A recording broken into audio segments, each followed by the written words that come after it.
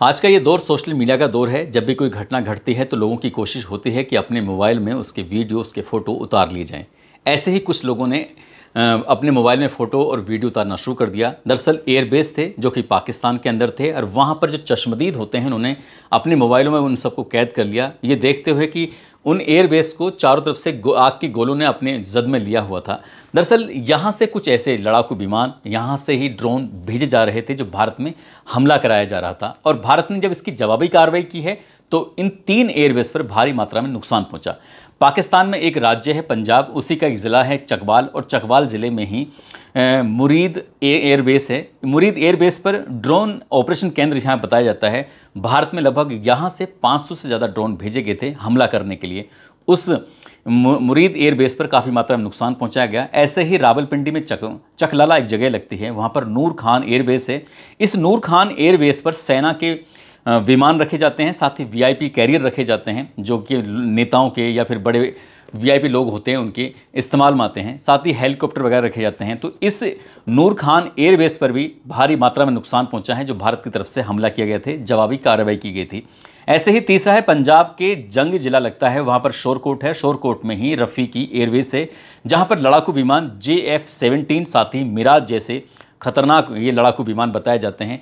इस एयरबेस पर भी भारी मात्रा में नुकसान पहुंचा जो भारत की तरफ से हमले किए गए थे। हालांकि जब भी कोई बात आती है पाकिस्तान की तरफ से तो पाकिस्तान इन सब बातों को नकारने की कोशिश करता है, लेकिन पाकिस्तान के ही लोगों ने अपने कैमरों में, अपने मोबाइलों में जो इन घटनाक्रम को कैद किया और वो सोशल मीडिया पर वायरल हुए, तो हमने भी अपने भारतीय मीडिया से कुछ जानकारी जब जुटाई तो वहाँ से पता चला कि वाकई बहुत बड़ा नुकसान वहाँ पर हुआ है। आज की जो कहानी हम आपसे बात करने जा रहे हैं, इस कहानी में हम कुछ ऐसे लोगों के बारे में बात करेंगे जो आतंकवादी हैं। उन्होंने भारत को बड़ी मात्रा में नुकसान पहुँचाया था और भारत ने ऐसे कई बड़े आतंकवादियों को मार गिराया है जिसकी वजह से पूरा का पूरा पाकिस्तान आज खून के आंसू रो रहा है। आदाब, नमस्कार, सत श्री अकाल। मैं उस्मान सैफी। दरअसल पाकिस्तान के 3 बड़े आतंकवादी संगठन हैं जिन्होंने भारत को भारी मात्रा में समय समय पर नुकसान पहुंचाया है। जैसे अगर पहले नंबर बात करें तो लश्कर-ए-तैयबा, जिसका संस्थापक है हाफिज़ मोहम्मद सईद। ये इसने इंडिया में अनगिनत ऐसे आतंकवादी हमले कराए हैं जिससे भारत को हमेशा नुकसान होता रहा है। साथ ही दूसरे नंबर पर बात करें जैश-ए-मोहम्मद, इसका संस्थापक मौलाना मसूद अजहर। इसे साल 2000, ये बात है 1994 की, फरवरी का वो महीना था। इसको गिरफ्तार किया जाता है जम्मू कश्मीर के अनंतनाग ज़िले में एक खानावल एक जगह लगती है, उसके पास इसे गिरफ्तार किया जाता है। इसको जेल में रखा गया था, लेकिन इसको छुड़ाने के लिए पाकिस्तान के कुछ आतंकवादियों ने काठमांडू से दिल्ली की तरफ जा रही एक एयर इंडिया फ़्लाइट की IC-814 इसको हाईजैक कर लिया था। इसमें 178 यात्री थे और 178 यात्रियों को छोड़ने की एवज में उन्होंने 4 आतंकवादियों को छुड़वाया था। उन्हीं में से एक आतंकवादी था मौलाना मसूद अजहर। दरअसल इसके बदले में जब इसको छोड़ा जाता है तो इस मौलाना मसूद अजहर ने भारत में बहुत बड़ा नुकसान पहुंचाया था। 13 दिसंबर 2001 की ये बात है, संसद पर इसने हमला कराया था जिसमें 5 दिल्ली पुलिस के जवान शहीद हो गए थे, 1 महिला और 2 सुरक्षा गार्ड इसमें शहीद हो गए थे। जम्मू कश्मीर में विधानसभा पर हमला हुआ था, 1 अक्टूबर 2001 की ये बात है। 3 आतंकवादी टाटा सुमो में भारी मात्रा में विस्फोटक लेके आए थे। उन विस्फोटक को इन्होंने जम्मू कश्मीर की विधानसभा में ऐसे ही जाने दिया था और इसके बाद जब ब्लास्ट होता है तो उसमें लगभग 38 लोग बेवजह मारे जाते हैं जिनका कोई इस मामले में कसूर नहीं था इन आतंकवादियों ने। ऐसे ही पुलवामा में 2019 की ये बात है, 14 फरवरी की वो तारीख थी। CRPF की एक बटालियन जा रही थी, उस बटालियन में आत्मघाती हमला होता है और आत्मघाती हमले में 40 जवान शहीद हो जाते हैं। और ये सब इसमें करवाने में जो अहम भूमिका थी वो मौलाना मसूद अजहर की थी, जिसको साल 1994 में गिरफ्तार कर लिया था और साल 1999 में एक इंडियन एयरलाइंस का एक विमान होता है, इसको हाईजैक करने के बाद इसको छोड़ना पड़ा था। जब ये यहाँ से निकलता है तो इसने जैश-ए-मोहम्मद का एक आतंकवादी संगठन बनाया था और वो आतंकवादी संगठन हमेशा आतंकवादी तैयार करता है और भारत की सीमा में उनको भेजा जाता है और उसके बाद फिर यहाँ पर गाहे बगाहे कभी ना कभी हमले किए जाते हैं जिससे बड़ी मात्रा में नुकसान होता रहा है। ठीक ऐसे ही हिजबुल मुजाहिदीन है जिसका आका है, जिसका संस्थापक है सैयद सलाउद्दीन। पिछले 2 दशक से जम्मू और कश्मीर में बहुत बड़ी संख्या में जो आतंकवादी हमले हुए हैं, इसमें सैयद सलाउद्दीन जो कि हिजबुल मुजाहिदीन का आका है, उसकी अहम भूमिका रही है इस आतंकवादी की। तो ऐसी इस तरह से ये 3 संगठन भारत को नुकसान पहुंचाते रहे हैं। लेकिन 22 अप्रैल 2025 की वो तारीख थी, जम्मू कश्मीर के ज़िला अनंतनाग की गांव पहलगांव के ऊपर एक बैसरन घाटी है। वहां पर जो देश भर के अलग अलग हिस्सों के सैलानी थे, टूरिस्ट थे जो घूमने के लिए आए थे, 3 आतंकवादी आधुनिक हथियारों के साथ उस बैसरन घाटी में पहुंच जाते हैं, जिसे मिनी स्विट्जरलैंड के नाम से भी जाना जाता है। और उसके बाद उन्होंने चुन चुनकर हिंदू टूरिस्टों को निशाना बनाया, उनके सिर में गोलियां मारी और ये कहा कि जाकर मोदी से कह देना। इसके बाद इस घटनाक्रम ने पूरे हिंदुस्तान को हिला के रख दिया था। पूरी दुनिया में इस घटनाक्रम की चर्चा शुरू हुई थी और फिर भारत की तरफ से जवाबी कार्रवाई की तैयारी शुरू हो जाती है। 15 दिन बीत जाते हैं और 15 दिन बीतने के बाद 6 और 7 मई 2025 की रात आखिरकार भारत ने पाकिस्तान पर एयर स्ट्राइक कर दिया था और 9 ऐसी जगहों को चिन्हित किया था जहां पर आतंकवादियों का संगठन, जहां पर आतंकियों को ट्रेनिंग दी जाती थी, जहां पर हथियार चलाने का प्रशिक्षण दिया जाता था, जहां पर आतंकवादी तैयार होकर भारत में भेजे जाते थे। वो 9 जगह थी: बहावलपुर, मुरीद के, तेहरा कला, सियालकोट, बरनाला, कोटली, मुजफ्फराबाद। और इस एयर स्ट्राइक में ये भारत की तरफ से दावा किया गया था कि 100 से ज़्यादा आतंकवादियों को इन एयर स्ट्राइक में ख़त्म कर दिया गया है। लेकिन ऐसी कोई जानकारी नहीं मिल पा रही थी कि आखिरकार वो कौन आतंकवादी हैं जिनको ख़त्म कर दिया गया है, कौन नहीं है। तो भारत ने अपनी तरफ से ये सूत्र जुटाने शुरू कर दिए। पाकिस्तान में जो उनके सूत्र हैं उनसे ये पता करने की कोशिश की तो 5 बड़े आतंकवादियों के नाम सामने आते हैं जिनकी भारत को काफ़ी समय से तलाश थी। अगर हम पहले आतंकवादी की बात करें तो मुदस्सर खड़ियान उर्फ अबू जुंदाल जिसका नाम है, जो कि लश्कर तैयबा का आतंकवादी है। साथ ही मरकज़ तैयबा का प्रभारी, मरकज़ तैयबा जो कि ये मुरीद के में ये है, जो कि हाफिज़ सईद का जो इसका संगठन होता है, तो इस संगठन का फिलहाल ये प्रभारी था मुदस्सर खाडियान उर्फ अबू जुंदाल।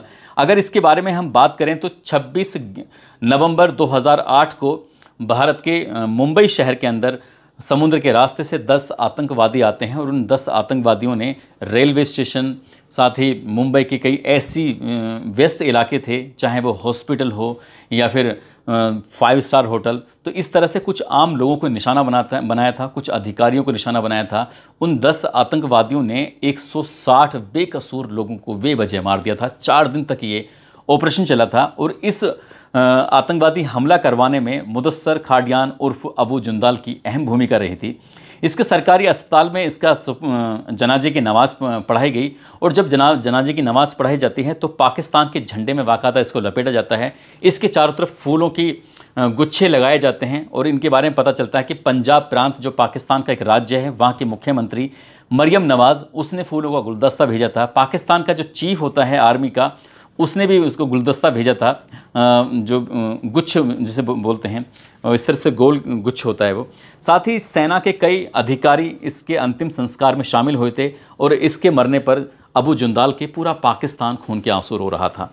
ठीक ऐसे ही दूसरा आतंकवादी मोहम्मद यूसुफ अजहर उर्फ उस्ताद जी उर्फ मोहम्मद सलीम उर्फ घोसी साहब, ये जैश ए मोहम्मद का आतंकवादी है और ये भी आतंकवादी संगठन के हथियारों का प्रशिक्षण का प्रभारी है। किस तरह से हथियारों का प्रशिक्षण दिया जाता है, जो नए आतंकवादियों की पौध तैयार करते हैं इधर उधर से, ये पैसों का लालच देकर किसी न कुछ, जैसे कि तुम मर जाओगे तो जन्नत में चले जाओगे, तुम्हें 72 हूरें मिलेंगी, इस तरह का कई तरह के लोभ लालच देने के बाद युवाओं को उनको भटकाया जाता है, उनको आतंकवादी बनाया जाता है और आतंकवादी बनाने के बाद उनको भारत की अलग अलग हिस्से की सीमा में भेजा जाता है और वो यहाँ पर आके लड़ाई करते हैं, हमले करते हैं, बेकसूरों को मारते हैं। इस मोहम्मद यूसुफ अजहर उर्फ उस्ताद उर्फ घोसी साहब, जिसका आतंकवादी का नाम है, जैश ए मोहम्मद का ये आतंकवादी है, ये IC-814 विमान के अपहरण करवाने में इसकी अहम भूमिका रही थी, ताकि जो मौलाना मसूद अजहर है उसको कैद से भारत के से छुड़ाया जा सके, और वो इसमें कामयाब भी हो जाता है। भारत को इस घोसी साहब की काफ़ी समय से तलाश थी और जब भारत की तरफ से ये 6-7 मई 2025 की रात को एयर स्ट्राइक किया जाता है तो एयर स्ट्राइक में ये भी मारा जाता है। ऐसे ही हाफिज़ मोहम्मद जमील, जो कि जैश ए मोहम्मद का बड़ा आतंकवादी है, जो जिसका बारे में अगर पता किया गया तो जिसने जैश ए मोहम्मद का आतंकवादी संगठन बनाया था, जिसने ये उस यानी कि मौलाना मसूद अजहर, इसका ये बड़ा वाला साला है मोहम्मद जमील, जो जैश ए मोहम्मद से जुड़ा हुआ है। और बहावलपुर जो स्थित एक मरकज़ सुबहान अल्लाह जो बना हुआ है, जिसको अब बिल्कुल पूरी तरह से एयर स्ट्राइक में नेस्तानाबूद कर दिया है, ख़त्म कर दिया है, जिसको बनाने में मौलाना मसूद अज़हर की अहम भूमिका रही थी, ये उसका प्रभारी था, ये भी इसमें मारा गया। इसका अहम भूमिका होती थी कि फंडिंग को अरेंज करना और युवाओं को आतंकवाद की तरफ आकर्षित करना, उनको कश्मीर की वादियों में भेजकर आतंकवादी घटनाओं को अंजाम दिलवाना। इस तरह का हाफिज़ मोहम्मद जमील का इस तरह से काम रहा था। ऐसे ही चौथे नंबर पर है खालिद उर्फ अबू आकाशा। लश्कर तैयबा का यह आतंकवादी है जो कि जम्मू और कश्मीर में होने वाली कुछ आतंकवादी जो घटनाएं होती हैं, उन आतंकवादी घटनाओं कराने में अबू आकाशा का अहम रोल रहा था। इसका अंतिम संस्कार होता है फैसलाबाद में, और फैसलाबाद में जब इसका अंतिम संस्कार हो रहा था तो ये तस्वीरें भी सोशल मीडिया पर बहुत तेज़ी के साथ वायरल हो रही थी। बताया जाता है कि इसमें पाकिस्तान की सेना के बड़े बड़े अधिकारी इसमें शामिल हुए थे। फैसलाबाद के डिप्टी कमिश्नर भी इसके जनाजे में शामिल हुए थे। उनकी जनाजे सुपुर्द खाक से पहले एक नमाज़ होती है, उस नमाज का भी वो हिस्सा बने थे। ठीक ऐसे ही मोहम्मद हसन खान हैं जो जैश ए मोहम्मद का आतंकवादी है। ये मुफ्ती असगर खान कश्मीरी का बेटा बताया जाता है, और जम्मू कश्मीर में जो आतंकवादी हमले होते रहे हैं उन हमलों में भी इस आदमी की अहम भूमिका, इस आतंकवादी की अहम भूमिका रही है। इस आतंकवादी का एक और रोल रहा था कि ये जम्मू कश्मीर में जो आतंकवादियों को भेजा करते थे तो उनके बीच में समन्वय पैदा करना कि किस तरह से तुम्हें कहाँ कब हमला करना है, कौन सी जगह को चुनना है। इस तरह का मोहम्मद हसन खान का रोल रहता था। इस आतंकवादी को भी उस एयर स्ट्राइक में मार गिरा दिया गया था, जिसमें बताया गया था कि 100 से ज़्यादा आतंकवादी, हालांकि अभी बाकी आतंकवादियों की भी लिस्ट आना अभी बाकी है। इसके लिए अभी भारत सरकार की तरफ से अपनी कोशिश की जा रही है। अब इसके अगर हम आगे बात करें तो 9 मई 2025 की रात 7:47 से 10:57 तक भारत के जम्मू कश्मीर, पंजाब, राजस्थान और गुजरात के 26 शहरों में लगभग 550 ड्रोन से हमला किया गया था। और उन जगहों की अगर हम बात करें तो कुपवाड़ा, बारामूला, पुंछ, राजौरी, सांभा, जम्मू, गुरदासपुर, फिरोजपुर, फाजिलका, श्री गंगानगर, पोकरण, जैसलमेर, बाड़मेर, कुआरबेट, लाखी नाला, भुज, श्रीनगर, अवंतीपोरा, पुलवामा, अखनूर, उधमपुर, नगर रोटा, पठानकोट, अमृतसर, भटिंडा, लालगढ़ जट्टा, इस तरह के लगभग 26 शहरों में 550 से ज़्यादा ड्रोन पाकिस्तान की तरफ से आते हैं। और उनका मकसद था कि भारत को एक अलग अलग 26 शहरों में लोगों को, आवाम को, आम नागरिकों को उन्हें नुकसान पहुंचाना था। लेकिन हमारे पास जो आधुनिक हथियार हैं और भारत की सेना है, इंडियन आर्मी ने इन 550 से ज़्यादा ड्रोन को नेस्तानाबूद कर दिया, ख़त्म कर दिया। और यहाँ पर जिस मात्रा में नुकसान पहुंचाने की कोशिश की गई थी, उस मात्रा में नुकसान भारत को पहुंचाने में पाकिस्तान नाकाम हो जाता है। उसके 550 से ज़्यादा ड्रोन को भारत की सेना, इंडियन आर्मी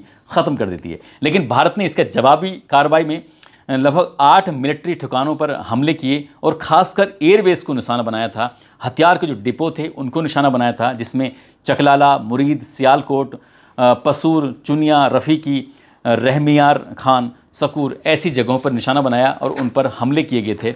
और भारत ने जो जवाबी कार्रवाई की है वो वाकई अपने आप में काबिल तारीफ़ है। और 6-7 मई 2025 की रात जो भारत ने एयर स्ट्राइक किया था, 1:05 पर शुरू होता है और 1:30 तक ये चलता रहता है। 25 मिनट की इस कार्रवाई में जो 5 बड़े आतंकवादी मारे हैं, उससे वाकई भारत की बड़ी जीत मानी जा रही है।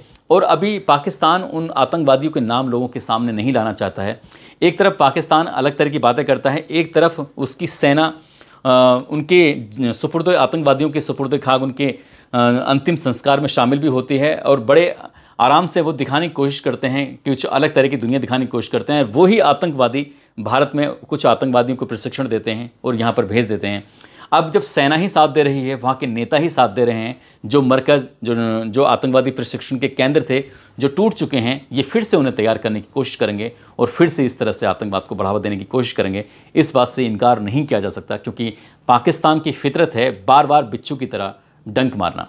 दोस्तों, इस पूरे घटनाक्रम को यही बताने का उद्देश्य था ताकि लोगों को पता चल सके कि पाकिस्तान में किस तरह से आतंकवाद पनपता है और भारत उस आतंकवाद से निपटता है, सामना करता है। और भारत की तरफ से कभी ऐसी गलती नहीं होती है, लेकिन पाकिस्तान हमेशा कुछ ना कुछ नुकसान पहुंचाने की कोशिश करता रहता है। और इसी तरह से अब भारत ने भी सोच लिया है कि जब उसको जवाब दिया जाएगा तो कड़े शब्दों में जवाब दिया जाएगा, अब चाहे कुछ भी हो, कुछ भी बाकी हो।